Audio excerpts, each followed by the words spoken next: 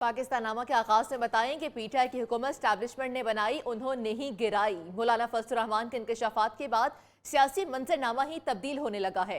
PTI और JUI में भी बर्फ पिघल गई है। पीटीआई रहनुमाओं की सरबराह जेयूआई से मुलाकात ने कई सवालात को जन्म दे दिया। पीपल्स पार्टी और नून लीग की मौलाना फजलुर रहमान पर कड़ी तनकीद, माजी के हरीफ बनने लगे।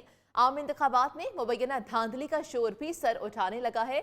सियासी जमातों की एक दूसरे पर इल्जाम तराशी भी जारी है, जबकि दूसरी जानिब हुकूमत साजी के लिए भी कोशिशें तेज होती जा रही हैं। तो सूरत हाल ये है कि पीटीआई की हुकूमत स्टैब्लिशमेंट ने बनाई और उन्होंने ही गिराई। मौलाना फजलुर रहमान ने इंकशाफात कर दी हैं और उसके बाद सियासी मंजरनामा भी तब्दील होना शुरू हो चुका है। पीटीआई और जेयूआई में भी बर्फ पिघलने लगी है। पीटीआई रहनुमाओं के सरबराह जेयूआई से मुलाकात ने कई सवालात को भी जन्म दे दिया है।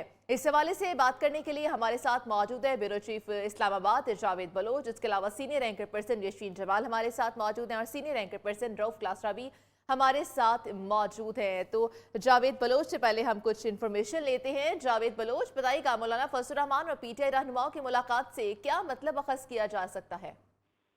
देखिए मरियम, मौलाना फजल रहमान चूँकि अपनी ज़ात की कसरत कर रहे हैं।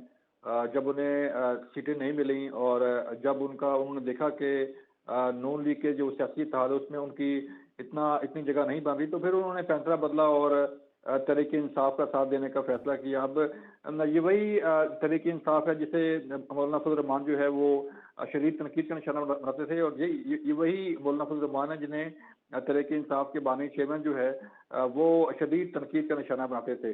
तो अब दोनों जमातों का इकट्ठे होना और इकट्ठे जो है वो चलने के लिए बात करना, ये आगे चीज़ों को बढ़ाना का मतलब ये है कि जो अपने ज़ाती मफादात हैं उनको आगे बढ़ाया जाएगा। रही बात जो मौलाना फजल रहमान साहब ने इंकशाफ किया था कि उनकी मुलाकात हुई थी जनरल बाजवा से और जनरल फैज से, जो उन्होंने कहा था तरीक़त में एतमाद के हवाले से, तो उसकी भी तर्दीद आ गई है कि उन दोनों जनरल ने जो है वो ये कहा है कि हमने तो कोई ऐसी बात नहीं की और ना ही कोई ऐसी मुलाकात में जो है वो कुछ चीज़ें डिस्कस हुई थी।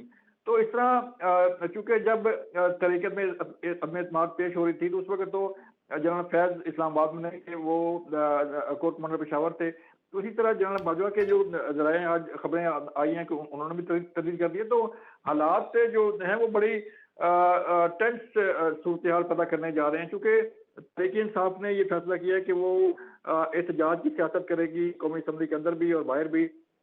और कल तहरीक इंसाफ जो है वो एहतजाज भी करने जा रही है हफ्ता को पूरे मुल्क भर में। तो तहरीक इंसाफ का मिलना मौलाना फजल रहमान से के साथ जाके और उन्हें जो है वो राज़ी करना कि वो उनके एहतजाज में शामिल हो, उनका साथ दें, तो ये एक प्लान का कोई हिस्सा लग रहा है कि कोई दोनों जमातें मिलके जो आने वाली हुकूमत है उसको गैर मुस्तहकम करने की अभी से कोशिश शुरू करेंगे। अभी हुकूमत नहीं बनी, लेकिन हुकूमत के रास्ते में रोड़े अटकाने के लिए या उसे डिसप्लाई करने के लिए जो है वो बातें की जा रही हैं। तो सियासत बराए सियासत जो है वो खेली जा रही है, तनकीद बराए तनकीद का जो है वो ये सारी चीज़ें चल रही हैं। कोई मोटो सामने नजर नहीं आ रहा, कोई मकसद जो है वो सामने नजर नहीं आ रहा। मकसद सिर्फ एक ही सामने नजर आ रहा है कि मुल्क को नुकसान पहुंचाया जाए, जो इदारे हैं उनको नुकसान पहुंचाया जाए, और ब्लेम गेम चल रही है जिसका फायदा जो है वो सिर्फ और सिर्फ मुल्क के नुकसान की सूरत में जो है वो सामने आएगा और अवाम का नुकसान होगा, क्योंकि अवाम पहले ही महंगाई के चक्कर में पिस रही है। अवाम को पहले ही मसाइल दरपेश हैं, इकानमी की सूरत हाल आपके सामने है। तो इसमें जब अनारकी होगी मुल्क में, या जब सियासतदान आपस में नहीं बैठेंगे और एक दूसरे के साथ दस्तों होंगे, तो फिर हालात जाहिर बात है आउट ऑफ कंट्रोल होंगे। ठीक है जावेद, आपसे मज़ीद तफसीलात हम जानेंगे। इसके अलावा बाकी सीनियर एंकर